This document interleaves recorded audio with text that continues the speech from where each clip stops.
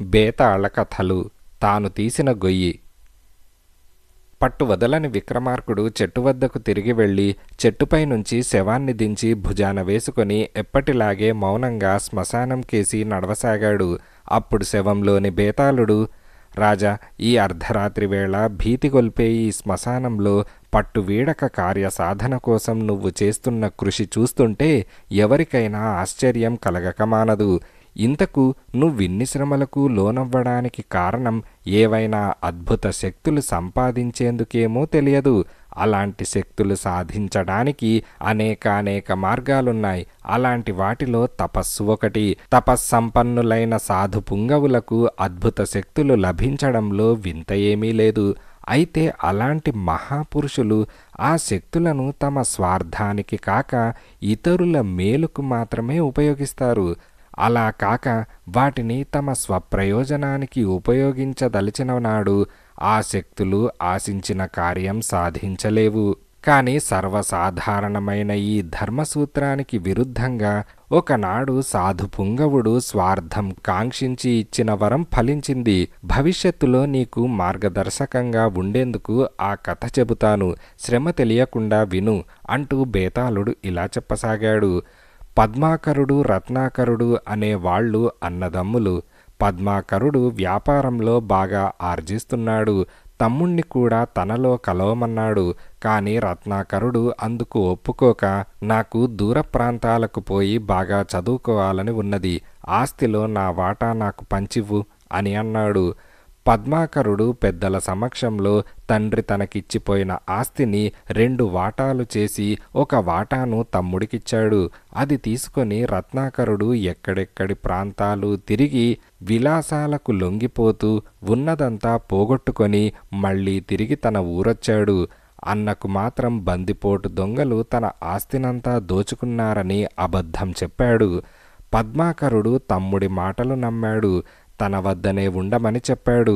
రత్నాకరుడు అందుకు అంగీకరించక, ఆత్మగౌరవమున్నవాడు తన కాళ్ల మీద తను నిలబడాలనుకుంటాడు. నీకు నా మీద నమ్మకముంటే కొంత డబ్బు అప్పుగా ఇవ్వు, దాంతో వ్యాపారం చేసుకుని బాగుపడతాను అని అన్నాడు. ఈ మాటలకు పద్మాకరుడు నవ్వి, ఆత్మగౌరవమున్నవాడు వ్యాపారం చెయ్యాలనుకుంటే పెట్టుబడికి కూడా స్వయం కృషి మీదనే ఆధారపడాలి. నువ్వు సమర్థుడివి. నీ సమర్థత బయటపడాలంటే నీకు బాధ్యత తెలియాలి. బాధ్యత తెలియాలంటే పెళ్లి కావాలి. ఈ ఊళ్ళో ధనవర్ధనుడి కుమార్తె హేమాంగి నీకు అన్ని విధాలా తగిన భార్య. ఆమెను పెళ్లి చేసుకో. ఆమె అరణపు నగలతో వ్యాపారం ప్రారంభించు. పెళ్ళయ్యాక భార్యాభర్తలకు స్వపర భేదముండదు కాబట్టి ఆమె డబ్బు వాడుకోవడం నీ ఆత్మగౌరవానికి అడ్డురాదు అని చెప్పాడు. నెల తిరక్కుండానే రత్నాకరుడికి హేమాంగితో పెళ్ళైంది. వ్యాపారంలో అంతగా రాణించకపోయినా అతడికి రోజులు బాగానే గడిచిపోతున్నాయి. క్రమంగా అతడికి 3 పిల్లలు కలిగారు. పద్మాకరుడికి మాత్రం శ్రీముఖుడొక్కడే కొడుకు. వాడికి 10 సంవత్సరాల వయస్సులో తల్లిపోయింది. పద్మాకరుడికి భార్య అంటే ప్రాణం. ఆమె పోగానే ఆయనకు జీవితం మీద విరక్తి పుట్టింది. ఆయన తమ్ముణ్ణి పిలిచి తన ఆస్తిని శ్రీముఖుణ్ణి అప్పగించి హిమాలయాలకు వెళ్ళిపోయాడు. ఆ విధంగా రత్నాకరుడు గొప్ప ఆస్తిపరుడయ్యాడు. హేమాంగి తెలివైనది కావడం వల్ల అతడు వ్యసనాలకు లోనై డబ్బు వృధా చేయడం సాగలేదు. అయితే ఆ భార్యాభర్తలకు శ్రీముఖుడి గురించి బెంగగా ఉండేది. ఆస్తంతా వాడిది. పెద్దయ్యాక ఆస్తంతా వాడికి అప్పజెప్పవలసి ఉంటుంది. మోసం చేస్తే ఊరి పెద్దలు ఊరుకోరు. కానీ వాడి ఆస్తిని తమ సొంతం చేసుకోవాలని వాళ్లకు ఆశగా ఉన్నది. బాగా ఆలోచించగా వారికొక ఉపాయం తట్టింది. శ్రీముఖుణ్ణి మంచి మాటలతో వశపరుచుకొని ఎందుకు పనికిరాని వాడిగా తయారు చేయాలనుకున్నారు. ఒక రోజున రత్నాకరుడు శ్రీముఖుణ్ణి పిలిచి, చదువుకోవడం వల్ల నాకు చెడు అలవాట్లబ్బాయి. నా వాటా ఆస్తినంతా పాడు చేసుకున్నాను. మీ నాన్న నా చేత చదువు మాన్పించాక నేను బాగుపడ్డాను. కాబట్టి నువ్వు కూడా చదువు మానేయ్ అని అన్నాడు. శ్రీముఖుడు చదువు మానేశాడు. ఈ ఊళ్ళో ఎందరో ఉండగా నిన్ను మీ నాన్న నాకే అప్పగించాడు. అంటే నా వల్ల మాత్రమే నీకు మంచి జరుగుతుందని ఆయన అభిప్రాయం. ఇక మీద నువ్వు నా మాట మాత్రమే వినాలి, ఎవరేమి చెప్పినా వినవద్దు అని రత్నాకరుడన్నాడు. అప్పటినుంచి శ్రీముఖుడు చిన్నాన్న మాటలు మాత్రమే వింటున్నాడు. సంపదలు శాశ్వతం కాదు, అందుకే మనిషి కష్టపడి బతకటం నేర్చుకోవాలి. ఈ రోజు నుంచి నువ్వు ఇంటి పనులన్నీ చెయ్యి అని రత్నాకరుడన్నాడు. ఆనాటి నుంచి శ్రీముఖుడు ఆ ఇంట్లోని పనివాళ్లలో ఒకడైపోయాడు. నీ చేత పనులన్నీ చేయిస్తూ మేమెవ్వరం కష్టపడడం లేదేమన్న ఆలోచన నీకు రావచ్చు. ఆలోచన మనిషికి మేలు చేయదు, అపకారం చేస్తుంది. మీ అమ్మ పోగానే మీ నాన్నలో ఆలోచన ఎక్కువైంది, అందువల్లనే ఇల్లు వదిలి వెళ్ళిపోయాడు. ఆలోచనే లేకుంటే నీతోనే కలిసి ఉండేవాడు. కాబట్టి నువ్వు ఆలోచన భారాన్ని నాకు వదిలిపెట్టు. మేమంతా నీ యజమానులనుకో, మమ్మల్ని సేవించుకో, తప్పక నీకు మేలు జరుగుతుంది అని రత్నాకరుడన్నాడు. ఆ క్షణం నుంచి శ్రీముఖుడు ఆలోచించడం పూర్తిగా మానుకున్నాడు. అయితే అప్పుడప్పుడు వాడికి చిన్నాన్న బిడ్డల మీద కోపం వచ్చేది, చిన్నాన్న మీద చిరాకు కూడా కలుగుతుండేది. ఇది గ్రహించిన రత్నాకరుడు వాడితో, పెద్దలపై చిరాకు పడడం నేరం, చిన్నవాళ్లపై కోపగించుకోవడం తప్పు. కొడుకు చేసే నేరాలు తల్లిదండ్రులను బాధిస్తాయి. నువ్వు నేరం చేస్తే స్వర్గంలో ఉన్న మీ అమ్మ నరకం పాలవుతుంది, హిమాలయాల్లో ఉన్న మీ నాన్న రోగాల పాలవుతాడు అని బెదిరించాడు. దాంతో శ్రీముఖుడు పూర్తిగా శాంతమూర్తయ్యాడు. ఈ జరుగుతున్నది చూసిన వాళ్ళు కొందరు శ్రీముఖుడిపై జాలిపడేవాళ్ళు, కొందరైతే రత్నాకరుడితో ఇది తగదని చెప్పేవారు. రత్నాకరుడు నిరసనగా, వాడి తండ్రి సన్యాసి, వాడు సన్యాసిలా జీవించాలనుకున్నాడు. ఆనాటి శంకరుడి తర్వాత మా శ్రీముఖుడికే ఇది సాధ్యపడింది. మాకు అలవడాలని ఉంది, కానీ ఆ అదృష్టం అందరికీ పట్టవద్దు. ఎంత కోరుకుంటే మాత్రం మా అదృష్టం వాడికి, వాడి అదృష్టం మాకు మారుతుందా అని అనేవాడు. ఈ మాటలు విన్నాక శ్రీముఖుడికి తను గొప్ప అదృష్టవంతుడని, ఆ అదృష్టం చిన్నాన్న వల్లనే కలిగిందని, ఎంత ప్రయత్నించినా ఆ అదృష్టం చిన్నాన్నను వరించడం లేదని అనుకున్నాడు. ఆ అభిప్రాయం వాడిలో క్రమంగా స్థిరపడిపోయింది. అలా 10 ఏళ్లు గడిచాయి. హిమాలయాలకు వెళ్ళిన పద్మాకరుడు మనశ్శాంతి కోసం కొంతకాలం తపస్సు చేశాడు. అందువల్ల ఆయనకు కొన్ని అద్భుత శక్తులు లభించాయి. అప్పుడు ఆయనకు కొడుకును చూడాలని మనస్సు పుట్టింది. బయలుదేరి తన ఊరుకు వచ్చాడు. గడ్డాలు మీసాలు బాగా పెరిగిపోయిన పద్మాకరుణ్ణి రత్నాకరుడు గుర్తించలేదు. పద్మాకరుడు తమ్ముడికి తానెవరైంది చెప్పలేదు. సాధు పుంగవుడిలా ఆయన ఇంటి ముందు నిలబడితే నిజమే అనుకొని రత్నాకరుడు లోపలికి ఆహ్వానించాడు. పద్మాకరుడి సేవలకు గాను రత్నాకరుడు శ్రీముఖుణ్ణి నియోగించాడు. శ్రీముఖుడు భక్తి శ్రద్ధలతో పద్మాకరుడి అవసరాలు చూడసాగాడు. కొద్దిసేపటికే ఆయనకు ఆ ఇంట తన కొడుకు స్థానమేమిటో తెలిసిపోయింది.